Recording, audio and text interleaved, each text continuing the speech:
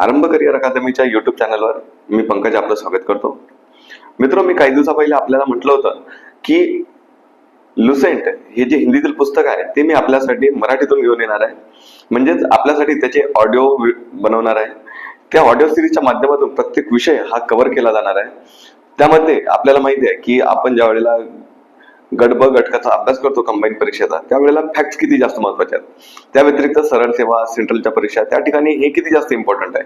आणि मित्र, आपण आपला अभ्यास करत असताना या विषयाकडे, ह्या पुस्तकाकडे दुर्लक्ष करतो. कारण आपल्याला वाटते की आपण लक्ष्मीकांत सरांचं पुस्तक असो, कोळंबे सरांचं पुस्तक असो, असे जर पॉलिटिचे पुस्तक असो, किंवा भूगोलाचं, भारताच्या भूगोलाचं सौदी सरांचं पुस्तक असो, अर्थव्यवस्थेचं कोळंबे सरांचं दीपस्तंभाचं पुस्तक वाचतो, तर त्यामध्ये आपल्याला हे इतका छोटा 15, 20, 30, 40 पेजेसचा फक्त डेटा याच्यामध्ये, तर तो वाचून काय फायदा होणार आहे. तर मित्रो, यामध्ये केवळ फॅक्ट्स दिलेले आहेत. ते फॅक्ट्स आपल्याला, जर आपल्याला माहित आहे की फॅक्ट्स कंटिन्यू रिवाइज केले पाहिजेत, कारण फॅक्ट्स हे ध्यानात राहत नाही, कन्सेप्ट ध्यानात राहतात पण फॅक्ट्स ध्यानात राहत नाही. मग यासाठी आपण काय करू शकतो, तर हे जे पुस्तक आहे ते रिवाइज करू शकतो. आणि मला माहिती आहे की या पुस्तकाची लेंथ मोठी आहे. मला हे पुस्तक वाचायला 2-2.5 महिने लागले होते. कारण जनरली आपण एखाद पुस्तक 10-15 दिवसात संपवतो आपलं पुस्तक, पण हे पुस्तक संपवायला खूप जास्त काळ लागतो. कारण याची जी लेंथ आहे ते मोठी आहे, पुस्तक बल्की आहे आणि फॉन्ट छोटा आहे. सर्व विषय एकाच ठिकाणी कव्हर केलेले आहे. आपले जे आयोगाने दिलेले विषय आहेत त्या व्यतिरिक्त याच्यामध्ये आपल्याला माहिती आहे की विविध हा जो टॉपिक आहे तो जास्त महत्वाचा आहे. कारण त्याच्यावरती आपल्याला बऱ्यापैकी प्रश्न फॅक्च्युअल विचारले जातात. सरळ सेवेला तर याची खूप गरज आहे. म्हणजे सेंट्रल मध्ये आपण रेल्वे, SSC किंवा इतरही परीक्षा देतो, त्याही ठिकाणी हे खूप जास्त महत्वाचं आहे. यामध्ये बघा, आपल्याला भारताचा इतिहास, भारताचा भूगोल, अर्थव्यवस्था, भारताचं संविधान म्हणजेच राज्यव्यवस्था, त्यानंतर विज्ञान नंतर कम्प्युटर नंतर सायन्स टेक, त्यानंतर स्पोर्ट आणि विविध, हा जो टॉपिक आहे, हे जे टॉपिक आहे यामध्ये कव्हर होतात. यामुळे आपल्याला आपले मार्क्स गेन करण्यास नक्की फायदा आहे. मित्र, मी असं ठरवलं की हे जे पुस्तक आहे, हे पुस्तक मी आधी ज्या भाषेतून आहे हिंदीतून ते वाचेल. म्हणजे त्याचं एक सेंटेन्स वाचेल आणि त्याला ते मराठीमध्ये आपल्याला ट्रान्सलेट करेल. मित्र, आता मी केवळ ट्रान्सलेट करण्याचं काम करणार का, तर हो, कारण हे पुस्तक हिंदीतून आहे. त्यावेळेला मी ज्या वेळेला पहिलं वाक्य पहिल्यांदा वाचेल त्यावेळेला ते तुमच्या कानावर पडेल, दुसऱ्यांदा वाचेल त्यावेळेला रिवाइज होईल. याचा आपल्याला नक्कीच आणि निश्चितच फायदा होईल. तर मित्र, याच्या व्यतिरिक्त मला जे काही फॅक्ट्स याच्या व्यतिरिक्त माहित असतील तर मी ते सांगण्याचा प्रयत्न करेन. आपण लवकरात लवकर, म्हणजेच हे सगळे जे विषय आहेत एका पुस्तकामध्ये दिलेले आणि जे फॅक्ट्स आहेत परीक्षेच्या दृष्टिकोनातून महत्वाचे आहेत, हे लवकरात लवकर संपवण्याचा प्रयत्न करू आणि याचं चांगलं रिव्हिजन करू. कारण ऑडिओ ठेवण्याचं कारण असं की हा जर हे जर पुस्तक मी ऑडिओ ठेवलं तर यामुळे काय होणार आहे की आपण झोपताना, रस्त्याने चालत असताना कानामध्ये इयरफोन टाकले किंवा मग रात्री थोडं पडून असलं किंवा मग नॅप घेत असलं, तर हा जर आपण लुसेंटची ही जी सिरीज आहे हे जर सुरू केली तर यातून आपल्याला प्रोडक्टिव्हिटी मिळेल. आपल्या अभ्यासाला, म्हणजे ज्या वेळेला आपण काम करत नाही, आपण इतर कामात असतो, त्याही वेळेला आपल्या अभ्यासामध्ये भरच पडणार आहे आणि तेही प्रोडक्टिव्ह पडणार आहे की ज्यामुळे आपले मार्क्स गेन होतील. कारण जो वेळ आपला खाली जाणार होता त्या ठिकाणी आपल्याला काहीतरी मार्क्स येतील, किंवा आपलं याकडे लक्ष असलं तर ठीक, नसलं तर काही प्रॉब्लेम नाही, कारण आपलं नुकसान काही होणार नाही. पण या काम करता करता, चालत असताना, थोडं नॅप घेत असताना, थोडं रेस्ट असताना, किंवा त्या व्यतिरिक्त तुम्ही तुमच्या अभ्यासाच्या वेळेमध्ये सुद्धा याला समाविष्ट केलं पाहिजे. मित्र, मी इथपर्यंत म्हणतो की याला आपण आपल्या अभ्यासाच्या वेळेत समाविष्ट केलं पाहिजे की जेणेकरून त्याचा फायदा तुम्हाला होईल. कारण मित्र, तुम्ही मान्य करा अथवा नका करू, पण लुसेंट पुस्तकाचं अनन्य साधारण महत्व आहे. तर मित्र, या पुस्तकामध्ये आता आपण भारतीय संविधान या विषयाला सुरुवात करणार आहोत. आता मी हे वाचण्याचा प्रयत्न करतो आणि तुम्ही ते शांतचित्ताने ऐका आणि त्यातील जे फॅक्ट्स आहेत ते फॅक्ट्स जास्तीत जास्त कसे आपल्याला ध्यानात राहतील, जास्तीत जास्त कसे लक्षात राहतील, दिमागात राहतील आणि आपल्याला पेपरमध्ये त्याचा फायदा होईल, यासाठी तुम्ही प्रयत्न करा आणि त्यासाठी तुमचं कॉन्सन्ट्रेशन, फोकस वाढवा. तर मित्र, चला सुरू करूया.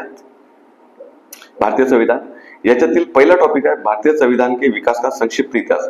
आता भारतामध्ये कुठलेही पुस्तक आपण ज्या वेळेला वाचतो तर आपल्याला माहिती आहे की भारतीय संविधानाचा संविधानिक विकास कसा झाला ते दिलेलं असते. तर या ठिकाणी काय दिलेलं आहे की संविधानातील जो विकास आहे, संविधानिक विकास भारतामध्ये कसा झाला, कारण आपण पॉलिटी अभ्यास करत आहोत, तर त्याची थोडक्यात माहिती दिलेली आहे. आता यातील जे फॅक्ट्स आहेत ते फॅक्ट्स आपण ध्यानात ठेवा, लक्षात ठेवा, बारकाईने ऐका.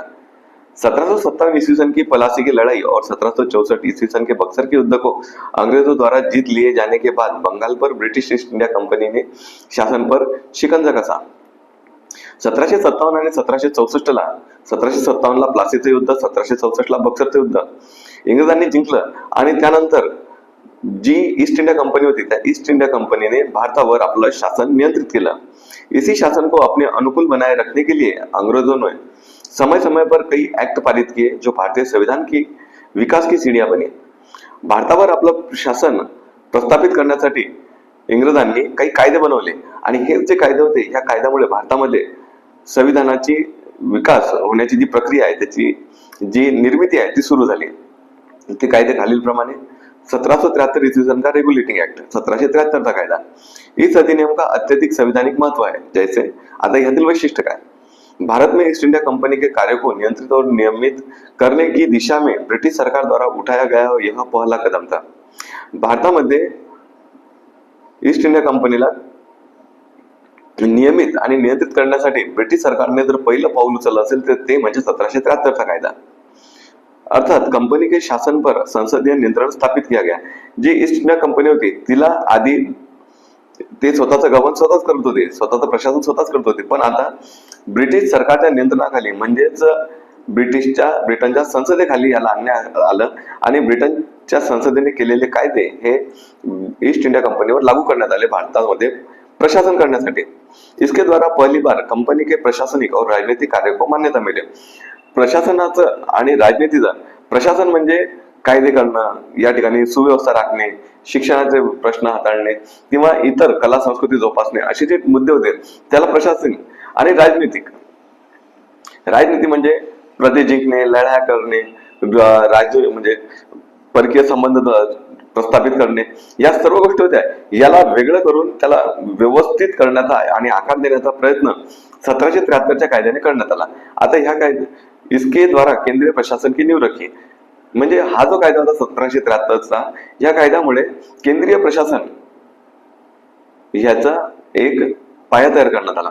आता यातील वैशिष्ट्य काय, इस अधिनियम द्वारा बंगाल के गवर्नर को बंगाल का गवर्नर जनरल पद नाम दिया गया तथा मुंबई एवं मद्रास के गवर्नर को इसके अधीन किया गया।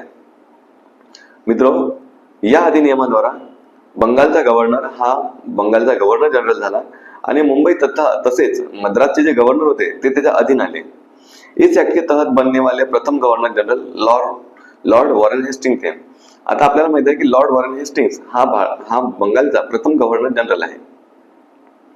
इस एक्ट के अंतर्गत कलकत्ता प्रेसिडेंसी में एक ऐसी सरकार स्थापित की गई जिसमें गवर्नर जनरल और उसकी परिषद के 4 सदस्य थे जो अपनी सत्ता के उपयोग संयुक्त रूप से करते थे।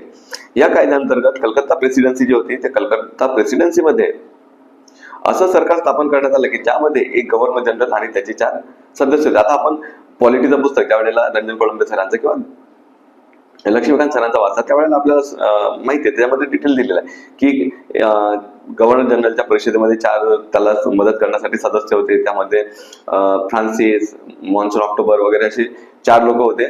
त्या 4 लोकांचे आपण तिकडे अभ्यास केलेला आहे, पण हे या ठिकाणी फक्त फॅक्ट्स ध्यानात ठेवा की कमी वेळेमध्ये रिव्हिजन होईल। इस अधिनियम के अंतर्गत कलकत्ता में 1774 ईस्वी सन में एक उच्चतम न्यायालय की स्थापना की गई। या कायद्याअंतर्गत हा 1773 कायदा होता। ह्या कायद्याअंतर्गत 1774 ला एक सर्वोच्च न्यायालय कलकत्त्याला स्थापन करण्यात आलं ज्यामध्ये एक मुख्य न्यायाधीश आणि 3 इतर न्यायाधीश होते। आता त्या 3 लोकांचे नाव व मुख्य न्यायाधीशाचं नाव आपणास माहित असणे गरजेचं आहे, ज्यामध्ये सर एलिजा इम्पे हा मुख्य न्यायाधीश होता।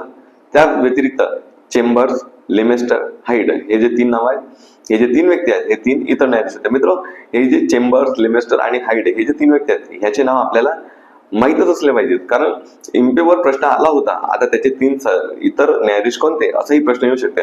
तर मी याची एक ट्रिक्स बनवली होती HCl, आपल्याला माहिती आहे हायड्रोक्लोरिक ऍसिड। आता यांचे नाव आहेत तसे हाइड, चेंबर्स आणि लेमेस्टर। आता पुढचा मुद्दा आहे का, इसके तहत कंपनी के कर्मचारियों को निजी व्यापार करने और भारतीय लोगों से उपहार व रिश्वत लेना प्रतिबंधित कर दिया गया। आता हा कायदा नेमका आला कशासाठी होता, तर भ्रष्टाचारामुळे प्रशासन करण्यासाठी ईस्ट इंडिया कंपनीने पैसे नसल्यामुळे ब्रिटनच्या संसदेकडे काही कर्जाची मागणी केली, त्यामुळे हा कायदा आणला गेला. मग त्यामुळेच ही तरतूद करण्यात आली की खाजगी व्यवहार आणि भारतीय लोकांकडून बक्षिसे किंवा मग रिश्वत देणे कंपनी के कर्मचारियों प्रतिबंधित करण्यात आले. इस अधिनियम के द्वारा ब्रिटिश सरकार को बोर्ड ऑफ डायरेक्टर्स के माध्यम से कंपनी पर नियंत्रण सशक्त हो गया. या कायद्याद्वारेच काय झालं तर बोर्ड ऑफ डायरेक्टर हे कंपनीचं प्रशासन बघत होतं, कंपनीचं नियंत्रण बघत होतं. तर त्यांना अजून सशक्त म्हणजे कंपनीला आपल्या अधीन करण्यासाठी हे बोर्ड ऑफ डायरेक्टर आहे, त्यासाठी हा कायदा आला होता. आणि या कायद्यामुळे हे जे बोर्ड ऑफ डायरेक्टर होतं हे ब्रिटनच्या संसदेसाठी अजून जास्त उत्तरदायी झाला. त्यामुळे यांचा म्हणजे संसदेचा जो अधिकार आहे तो ईस्ट इंडिया कंपनीवर खूप जास्त वाढला. इसे भारत में इसके राजस्व, नागरिक और सैन्य मामलों की जानकारी ब्रिटिश सरकार को देना आवश्यक कर दिया. आता ह्या ईस्ट इंडिया कंपनीला राजस्व म्हणजे महसूल, नागरिक म्हणजे या ठिकाणची जी जनता आहे त्या संबंधी, आणि सैन्य मामले म्हणजे डिफेन्स, असे जे टॉपिक होते, असे जे मुद्दे होते, असे जे विषय होते, ह्या संबंधी जी माहिती होती ती माहिती ब्रिटनच्या संसदेला करणे बंधनकारक करण्यात आले. यानंतर 1781 चा कायदा act of settlement 1781 regulating act की कमियों को दूर करने के लिए इस एक्ट का प्रावधान किया गया. या कायद्यामध्ये काही कमतरता होत्या, त्यांना दूर करण्यासाठी हा 1781 चा एक्ट ऑफ सेटलमेंट आणण्यात आला. इस एक्ट के अनुसार कलकत्ता की सरकार को बंगाल, बिहार और उड़ीसा के लिए भी विधि बनाने का प्राधिकार प्रदान किया गया. या ऍक्ट नुसार काय झालं तर कलकत्त्याची जी प्रेसिडेन्सी होती, कलकत्त्याचं जे सरकार होतं, त्यांनाच बंगाल, बिहार व ओडिसा यांच्यासाठी कायदे करण्याची शक्ती प्रदान करण्यात आली. त्यानंतर पुढचा बघा 1784 चा कायदा. 1784 चा कायदा खूप जास्त महत्वाचा आहे, तो म्हणजे पिट्स इंडिया ऍक्ट. इस एक्ट के द्वारा दोहरे प्रशासन का प्रारंभ हुआ. ह्या ऍक्ट द्वारे दुहेरी शासन सुरू झालं. दुहेरी शासन म्हणजे काय, बोर्ड ऑफ डायरेक्टर्स आणि board of control. Board of director कोण की जे व्यापारासंबंधित बघत होते, आणि बोर्ड ऑफ कंट्रोल म्हणजे काय तर ज्या ठिकाणी राजकीय प्रशासनाचे काम बघितले जात होते. म्हणजे ईस्ट इंडिया कंपनी आधी बोर्ड ऑफ डायरेक्टर सर्व काम बघत होते, या वेळेला बोर्ड ऑफ डायरेक्टर सोबतच बोर्ड ऑफ कंट्रोल ही एक बॉडी तयार करण्यात आली. बोर्ड ऑफ डायरेक्टर व्यापारासंबंधी काम बघत असेल तर बोर्ड ऑफ कंट्रोल हे राजकीय विषय किंवा प्रशासनासंबंधी काम बघणार होता. 1793 ईस्वी का चार्टर एक्ट अधिनियम. इसके द्वारा नियंत्रण बोर्ड के सदस्यों तथा कर्मचारियों के वेतन आदि को भारतीय राजस्व में से देने की व्यवस्था की गई. आता बोर्ड ऑफ कंट्रोल जे सदस्य होते किंवा त्याचे जे कर्मचारी होते त्यांचा जो पेमेंट होता तो भारतीय महसुलातून म्हणजे भारतीय ट्रेझरीतून, भारतीय खजिन्यातून यांचा पगार दिला जाईल अशी तरतूद या ठिकाणी करण्यात आली. पुढे 1813 चा कायदा. इस अधिनियम की मुख्य विशेषता है कंपनी के अधिकार पत्र को 20 वर्षों के लिए बढ़ा दिया गया. आपल्याला माहिती आहे की 1773 ला कायदा आला, रेग्युलेटिंग कायदा, त्यानंतर 1793 पासून चार्टर ऍक्ट आले, तर हे कायदे 20 वर्षासाठी येत होते. आता 1773 नंतर 1793 पर्यंत 20 वर्षासाठी कायदा वाढवला. 1793 नंतर परत हा कायदा 1813 ला आला, यामध्ये काही बदल होऊन आता 1813 ला आलेला कायदा परत 20 वर्षासाठी त्याची मुदतवाढ करण्यात आली. दूसरा मुद्दा है कंपनी के भारत के साथ व्यापार करने के एकाधिकार को छीन लिया गया. म्हणजे कंपनीचा जो भारताची म्हणजे ईस्ट इंडिया कंपनी याची जी मोनोपॉली होती, केवळ ब्रिटनमधील ईस्ट इंडिया कंपनीच भारताशी व्यापार करणार होती, करू शकत होती. तो अधिकार या ठिकाणी संसदेने रद्द केला आणि हा जो एकाधिकार होता व्यापार करण्याचा तो नष्ट करण्यात आला. म्हणजे आता ब्रिटनमधून कोणीही भारतामध्ये येऊन व्यापार करू शकणार होते. हे यातील वैशिष्ट्य आहे, कारण त्या काळामध्ये परिस्थिती अशी निर्माण झाली होती, नेपोलियनच्या भीतीमुळे हे सर्व पावलं उचलण्यात आली होती. त्या खोलात आपण जाऊ नये, केवळ या पुस्तकात जेवढी माहिती दिली आहे त्यावरच आपण चर्चा करू. तर भारतामध्ये येण्याचा आणि व्यापार करण्याचा जे ईस्ट इंडिया कंपनीची मोनोपॉली होती, एकाधिकार होता, तो समाप्त करण्यात आला. किंतु उसे चीन के साथ व्यापार एवं पूर्वी देशों के साथ चाय के व्यापार के संबंध में 20 वर्षों के लिए एकाधिकार प्राप्त हो गया. आता भारतामध्ये व्यापार करण्याचा जो एकाधिकार होता तो नष्ट करण्यात आला, पण चहाचा व्यापार जो भारताच्या पूर्वेकडील देशात त्यांच्यासोबत चहाचा व्यापार करण्याचा जो एकाधिकार होता तो तसाच ठेवण्यात आला आणि चीन बरोबर व्यापार करण्याचा सुद्धा एकाधिकार देण्यात आला. म्हणजे कंपनीचे भारतातील व्यापार करण्याचा एकाधिकार नष्ट केला, पण केवळ चीन सोबतचा व्यापार आणि चहाचा व्यापार पूर्वेकडील यासाठी 20 वर्षाची परत मुदतवाढ करण्यात आली. कुछ सीमाओं के अधीन सभी ब्रिटिश नागरिकों के लिए भारत के साथ व्यापार खोल दिया गया. आता काही लिमिटेशन्स लावल्या आणि सर्व ब्रिटिश नागरिक यांचा भारताशी व्यापार करण्याचा अधिकार प्रदान करण्यात आला, पण काही लिमिट्स किंवा काही या ठिकाणी बंधन लावण्यात आले। 1813 से पहले ईसाई पादरियों को भारत में आने की आज्ञा नहीं थी, परंतु 1813 ईस्वी सन के अधिनियम द्वारा ईसाई पादरियों को आज्ञा प्राप्त करके भारत आने की सुविधा मिल गई। आपल्याला माहिती आहे की आधी जसं इतर युरोपीय शक्तींनी केलं, इतर युरोपीय देशांनी जसं केलं की भारतामध्ये येऊन धर्मप्रचार करण्याचा प्रयत्न केला, त्यामुळे ते जास्त काळ भारतामध्ये टिकू शकले नाही। पण इंग्रजांनी आपली नीती ऑलरेडी फिक्स केलेली होती की भारतामध्ये येऊन ते धर्मप्रचाराला आधी त्यांनी लक्ष केलं नाही। आधी सुरुवातीला त्यांनी आपली सत्ता मजबूत बळकट करण्याचा प्रयत्न केला आणि त्यानंतर त्यांनी धीरे धीरे धर्माचा म्हणजे ख्रिश्चन जे मिशनरीज आहेत त्यांना भारतात येण्याची परवानगी दिली। तर 1813 अगोदर ही परवानगी नव्हती। 1813 ला ईस्ट इंडिया कंपनी म्हणजे चार्टर ऍक्ट, ह्या 1813 च्या चार्टर ऍक्ट नुसार त्यांना तशी परमिशन देण्यात आली, मिशनरीजना भारतात येऊन धर्मप्रचार ते करू शकतात। आता 1833 चा कायदा, मित्रो हे जे फॅक्ट्स आहेत ते कृपया आपण लक्ष देऊन ऐका आणि ते ध्यानात ठेवा। 1833 ईस्वी सन को चार्टर अधिनियम, 1833 ईस्वी सन का चार्टर अधिनियम, 1833 का चार्टर है। इस अधिनियम की मुख्य विशेषता है, यातील वैशिष्ट्य काय, इसके द्वारा कंपनी के व्यापारिक अधिकार पूर्णतः समाप्त कर दिए गए। कंपनीचे जे व्यापारिक अधिकार होते ते या ठिकाणी संपवले। म्हणजे चीन आणि आधी तर एकाधिकार संपला होता, पण चीन सोबतचा व्यापार करण्याचा एकाधिकार आणि पूर्वेकडील देशांसोबत व्यापार करण्याचा 20 वर्षाचा चहाचा व्यापार करण्याचा 20 वर्षाचा एकाधिकार कंपनीला दिला होता, तोही या ठिकाणी नष्ट करण्यात आला। म्हणजे कंपनीला आता कुठल्याही देशाशी व्यापार करण्याचा म्हणजे भारताद्वारे असा अधिकार राहिला नाही। भारतामध्ये व्यापार करण्याचा इंग्रजांना एकाधिकार राहिला नाही। आता कोणी येऊन भारतामध्ये व्यापार करू शकत होते, म्हणजेच याचा जो मोनोपॉली आहे, याचे जे एकाधिकार आहे ते या ठिकाणी नष्ट केले। अब कंपनी का कार्य ब्रिटिश सरकार की ओर से मात्र भारत का शासन करना रह गया। आता एकाधिकार तर संपला, इतर लोक येऊन भारतामध्ये व्यापार करू शकत होते, तर केवळ ब्रिटिश सरकारद्वारे भारताचं प्रशासन बघणे, भारताचं प्रशासन नियंत्रित करणे इतकंच काम ईस्ट इंडिया कंपनीकडे राहिलं, कारण व्यापाराचा अधिकार नष्ट केला। बंगाल के गवर्नर जनरल को भारत के गवर्नर जनरल कहा जाने लगा। आधी 1773 च्या कायद्यानुसार जो गव्हर्नर होता त्या गव्हर्नरला बंगालचा गव्हर्नर बनवण्यात आले, पण 1833 च्या कायद्याने बंगालचा गव्हर्नर जनरल हा भारताचा गव्हर्नर जनरल बनला। बंबई तथा मद्रास की परिषदों की विधि निर्माण शक्तियों को वापस ले लिया गया। आधी मुंबई आणि मद्रास याच्या ज्या परिषदा होत्या, म्हणजे तेथील जे गव्हर्नर होते त्यांना कायदे करण्याचा अधिकार होता, तोही या ठिकाणी वापस घेण्यात आला। त्यांना अधिकार तसा राहिला नाही कायदे करण्याचा। आता तो अधिकार कोणाला आला? भारतात। साधी गोष्ट आहे की तो जर भारताचा गव्हर्नर जनरल बनला तर आता इतर लोक जे आहेत ते दुय्यम बनले, इतर राज्याचे गव्हर्नर आहेत, मुख्यतः बंगाल आणि मद्रास।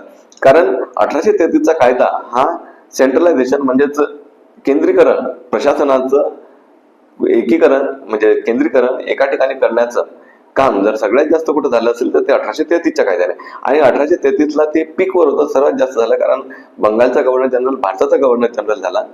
त्यानंतर ते धीरे धीरे कमी करण्यात आलं आणि हे जे सेंट्रलायझेशन म्हणजे केंद्रीकरण होतं ते नष्ट केलं। विधिक परामर्श हेतु गवर्नर जनरल की परिषद में विधि सदस्य के रूप में चौथे सदस्य को शामिल किया गया। आधी गव्हर्नर जनरलची परिषद होती, त्यामध्ये 3 सदस्य होते, म्हणजे त्यातील जी संख्या होती 4-3 अशी होत होती। पण 1833 मध्ये एक वैशिष्ट्य असं झालं की 1833 ला ह्या जे गव्हर्नर जनरलची परिषद आहे, काउन्सिल आहे, यामध्ये एक सदस्य वाढवला होता, 3 मध्ये एक ऍड झाला, तो म्हणजे विधी सदस्य म्हणजे कायदा सदस्य। आपण माहिती आपल्याला की मेकॉले, हा जो लॉर्ड विलियम मेकॉले होता, ह्या लॉर्ड विलियम मेकॉलेची तो विधी सदस्य म्हणजे कायदा सदस्य म्हणून त्या ठिकाणी नेमणूक करण्यात आली। भारत में दास प्रथा को विधि विरुद्ध घोषित कर दिया गया तथा 1843 ईस्वी सन में उसका उन्मूलन कर दिया गया। भारतात जी गुलामगिरीची प्रथा होती, ती गुलामगिरीची प्रथा 1833 च्या कायद्याने नष्ट करण्यात आली, पण ह्यासाठी 1843 ला एका कायद्याद्वारे ते पूर्णतः उन्मूलन म्हणजे नष्ट केलं गेलं। अधिनियम की धारा 87 के तहत 87 के तहत कंपनी के अधीन पद धारण करने के लिए किसी व्यक्ति को धर्म, जन्मस्थान, मूल वंश या रंग के आधार पर अयोग्य न ठहराए जाने का उपबंध किया गया।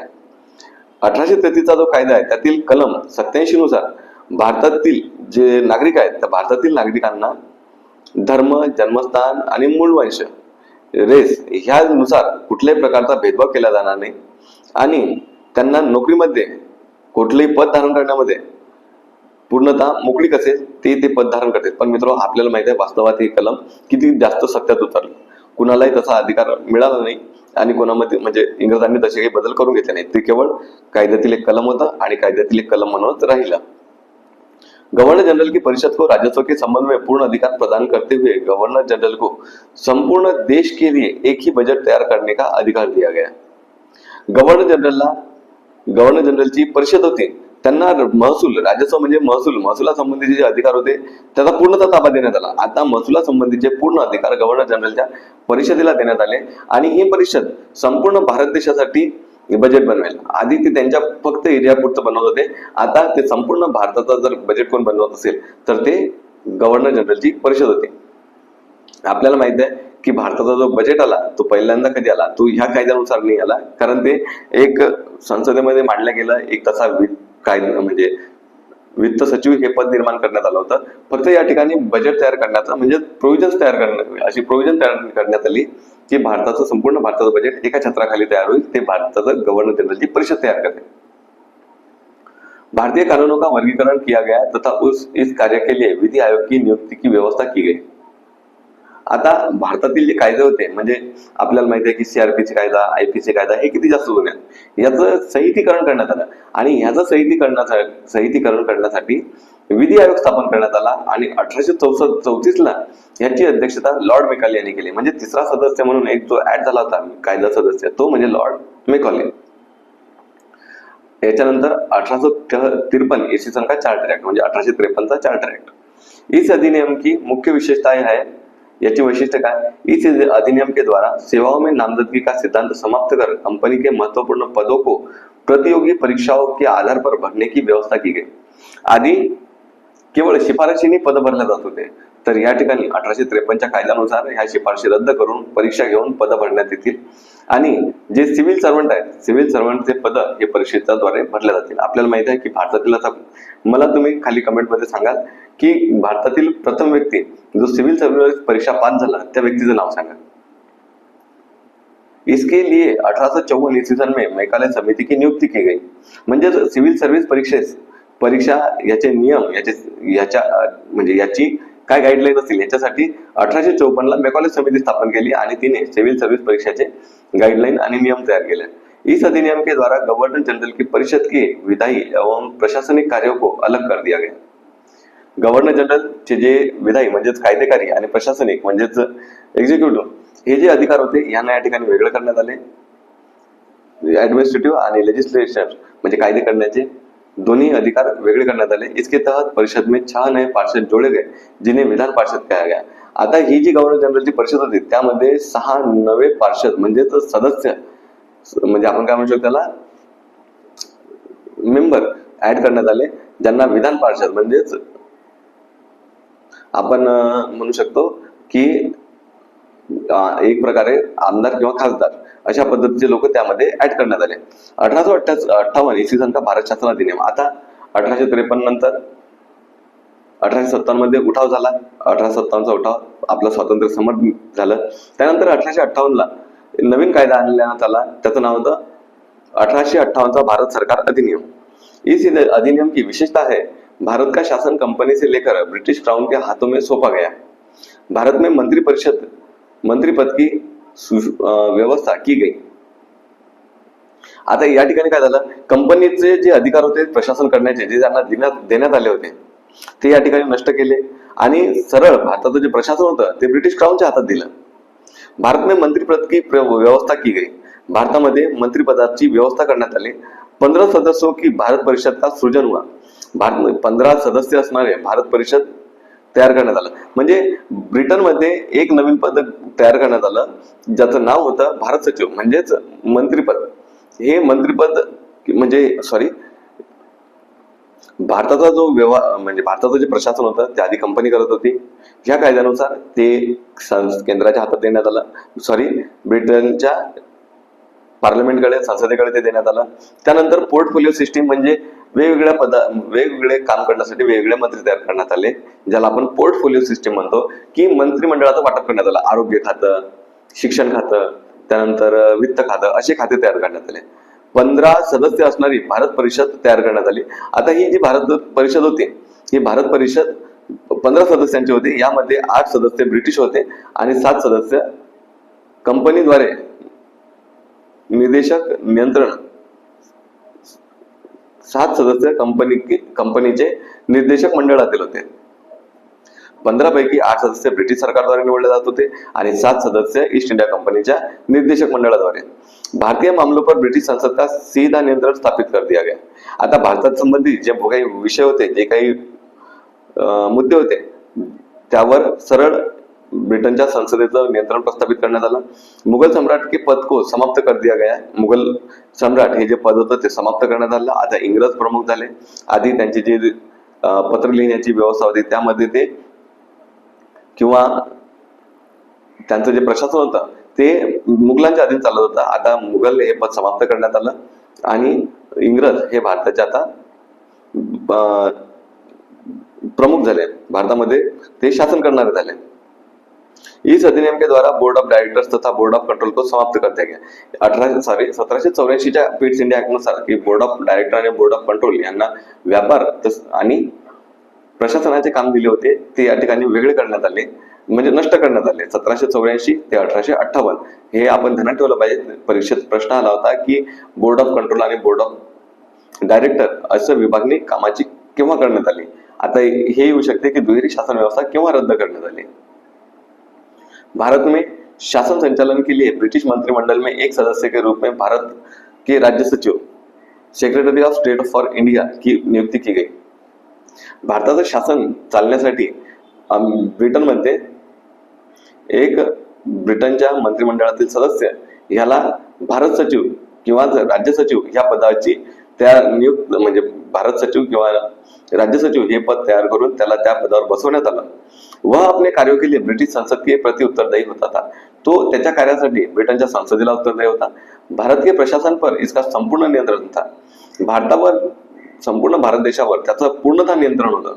उसी का वाक्य अंतिम होता था, चाहे वह नीति के विषय में हो या अन्य ब्यौरे के विषय में हो. हा जो भारत सचिव म्हणेल, आपल्याला व्हायसराय हे पत्र दिसते, पण भारत सचिव जे म्हणेल तेच अंतिम असेल. तो जरी भारतात नसला, भारत सचिव हे पद भारतात नसून ते ब्रिटनमध्ये होतं. ब्रिटनच्या संसदेमध्ये हे मंत्रिमंडळातील एका सदस्याची या ठिकाणी निवड करण्यात आली आणि त्याला पूर्णतः अधिकार देण्यात आले आणि त्याचं वाक्य, त्याचा शब्द हा अंतिम असत होता. भारत के गवर्नर जनरल का नाम बदलकर वाइसराय कर दिया गया. अतः इस समय के गवर्नर जनरल लॉर्ड कॅनिंग अंतिम गवर्नर जनरल वाइसराय बने. म्हणजे लॉर्ड कॅनिंग हा शेवटचा गव्हर्नर जनरल होता, भारताचा गव्हर्नर जनरल, आणि तोच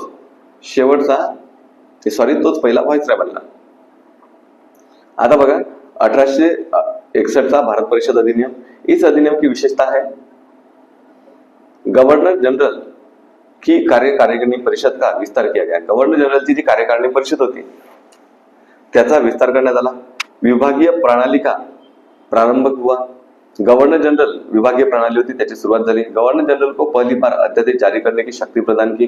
हा जो गव्हर्नर जनरल होता म्हणजेच व्हाइसराय, त्याला अध्यादेश, म्हणजे आपल्याला माहिती आहे की भारतामध्ये अध्यादेश जारी करू शकतात, तर त्याला अध्यादेश जारी करण्याची शक्ती करण्यात आली. मित्र, यासोबत आपण एक गोष्ट इथं रिवाइज केली पाहिजे की अध्यादेशाचं राष्ट्रपती संबंधी, राज्यपाला संबंधी किती कलम आहे, त्या व्यतिरिक्त त्याची सुरुवात कुठून झाली तर बघा 1861च्या कायद्यानुसार गव्हर्नर जनरलला त्याची अधिकार प्रदान करण्यात आले आणि त्या व्यतिरिक्त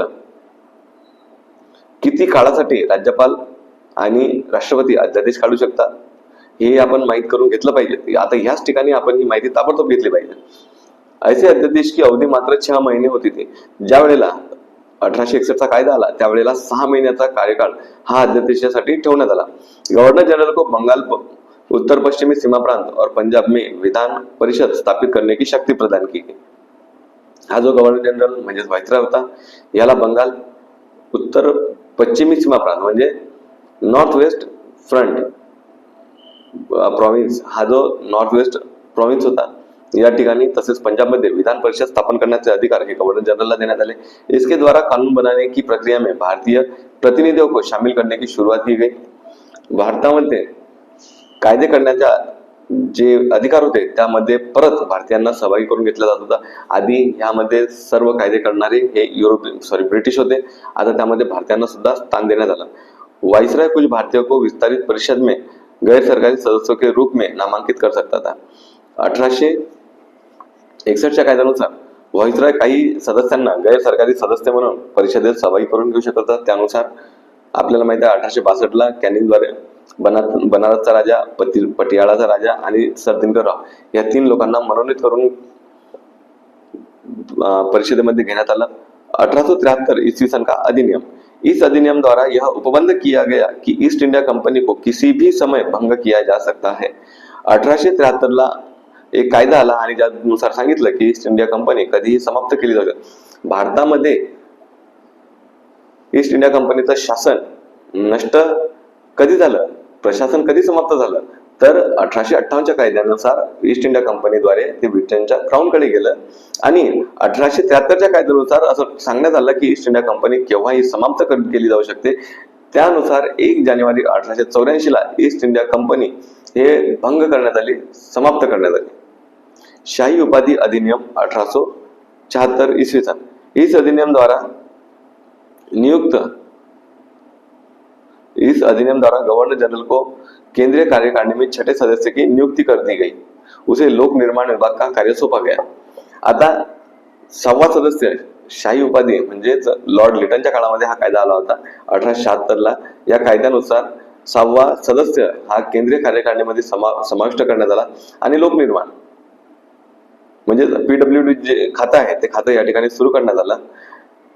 त्याच्याकडे PWDचा खाता आधीच होतं, पण त्याच्याकडे तो कार्यभार अतिरिक्त जो नवीन सदस्य समाविष्ट केला होता त्याच्याकडे PWDचं खातं देण्यात आलं. 28 अप्रैल 1876 ईस्वी सन को एक घोषणा द्वारा महारानी विक्टोरिया को भारत की सम्राज्ञी घोषित कर दिया गया. 28 एप्रिल 1876ला एक घोषणा करण्यात आली. त्यानुसार महाराणी विक्टोरियाला भारताची सम्राज्ञी घोषित करण्यात आला. आता 1892चा कायदा, 1892चा भारत परिषद कायदा. इस अधिनियम की मुख्य विशेषता है अप्रत्यक्ष चुनाव प्रणाली की सुरुवात. अप्रत्यक्ष पद्धतीने निवडणुकांची सुरुवात करण्यात झाली. इसके द्वारा राजस्व तथा व्यय एवं व्यय अथवा बजट पर बहस करने तथा कार्यकारिणी से प्रश्न पूछने की शक्ती प्रदान की गई. यानुसार 1892च्या कायद्यानुसार 2 महत्वाच्या गोष्टी ध्यानात ठेवा की अप्रत्यक्ष पद्धतीने निवडणुका तयार झाल्या आणि त्या व्यतिरिक्त राजस्व संबंधी किंवा राजस्व खर्च आणि बजेट यावर चर्चा करण्याचा आणि प्रश्न विचारण्याचे अधिकार हे सदस्यांना देण्यात आले. पुढील 1909चा कायदा. 1909 ईस्वी सन का भारत परिषद अधिनियम, यालाच मोर्ले मिंटो सुधारणा म्हणतात. कारण मोर्ले हा त्या काळामध्ये भारत सचिव होता, जे पद 1858च्या कायद्याने करण्यात आलं आणि मिंटो हा भारताचा व्हाईसरॉय होता. पहली बार मुस्लिम समुदाय के लिए पृथक प्रतिनिधित्व का उपबंध किया गया. म्हणजेच मुस्लिम समुदायासाठी, मुस्लिम समाजासाठी पृथक म्हणजेच वेगळं प्रतिनिधित्व देण्यात आलं. त्यांना स्वतंत्र मतदार देण्यात आले. इसके अंतर्गत मुस्लिम सदस्यों का चुनाव मुस्लिम मतदाता ही कर सकते थे. आता जनरली आपल्याकडे असं असते की आजही आपल्याकडे अशीच व्यवस्था आहे की SC/ST साठी काही जागा राखीव असतात. त्यावर फक्त उभा राहणारा कॅन्डिडेट, त्या जागेसाठी निवडणूक लढवणारा कॅन्डिडेट हा फक्त जशी काही राखीव जागा असेल, SCची असली तर SCचा तो सदस्य असेल, SC कॅटेगरीतून बिलॉंग करेल, आणि STची असेल तर STची. जर तो SC कॅटेगरीचा असेल आणि जागा SCची असेल तर त्या SCच्या जागेसाठी SC कॅन्डिडेटच इलेक्शनसाठी उभा राहू शकतो आणि त्याला मतदान हे सगळेच करू शकतात. पूर्ण मतदारसंघामध्ये जितकेही जाती धर्माचे लोक आहेत, ज्यांनी 18 वर्ष पार केलं, ज्यांच्याकडे वोटर ID आहे, ते सर्व लोक त्याला मतदान करू शकतात. पण 1909च्या कायद्याने जे स्वतंत्र मतदारसंघ मुस्लिमांना देण्यात आला, त्यानुसार निवडणुकीत उभा राहणारा सदस्य, निवडणुकीतील सदस्य जे इलेक्शन मध्ये उभे राहिले आणि त्या व्यतिरिक्त मतदार हे दोन्ही सुद्धा मुस्लिम असतील, या ठिकाणी इतर समुदायाचे लोक मतदान करणार नाहीत. अशा पद्धतीची ही व्यवस्था होती.